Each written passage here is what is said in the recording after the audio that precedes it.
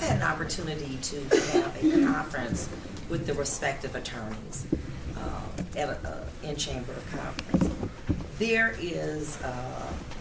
are some other, a video that your attorney may have you to review that was not disclosed prior to this event because he was represented by another attorney at law, Susan Reed, for the underlying matter. And basically, Mr. Holler would not have been privy to having that because it was a post-conviction matter that Mr. Holler was brought in on. That is correct, Your Honor. His trial counsel are aware that he testified previously under oath at an investigative subpoena transcript. Susan Reed was present along with the attorney Bill Winters. As part of discovery, they got that. Defense counsel got that for Mr. Bashara, but Mr. Holler, because he was post-conviction, didn't get it. And we have a copy. Excuse me, be quiet.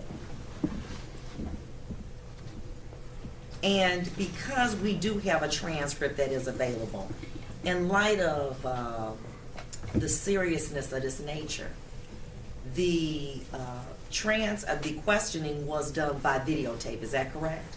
Yes. I want you to see that. And I want you to have an opportunity to observe that with your attorney at law. I am not ready to proceed.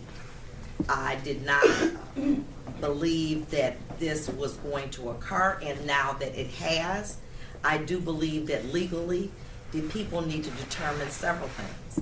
If you choose to go forward, whether or not they are going to withdraw their plea, which they have to discuss with the prosecutor, Madam Kim Worthy, as well as if they choose not to, or they may also amend those charges that the court just read that you could be subjected to with perjury if you decide to go forward. This is a big step, and I want you to be fully advised. You have a very good lawyer who has been with you every step of the way post-conviction, and I am satisfied with his representation and his capability.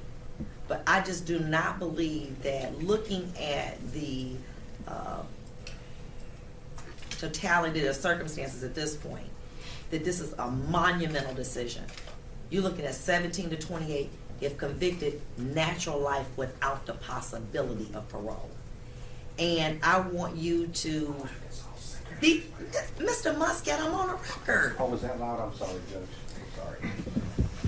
Okay. All right, very good. So what we'll do is on the 21st, I believe that we'll have an answer to all my questions. Is that correct, madam? Yes, you will, Your Honor. I believe so, Your Honor. It's my understanding, if I'm not mistaken, that the Wayne County prosecutor will either furnish me with a complete transcript or a laptop and or both. Forthwith. All right. Forthwith. Sorry, Your Honor, I did not hear what you just said. Excuse me. Because I was not talking to you. Oh, I was not talking to you. Okay, excuse me. Okay? Yes, ma'am.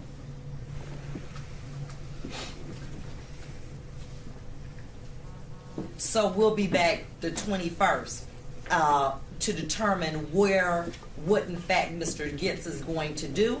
And then if so, we will be prepared to take him as a witness in this motion for new trial for you to determine if, in fact, this court, based upon his testimony, will grant you a new trial.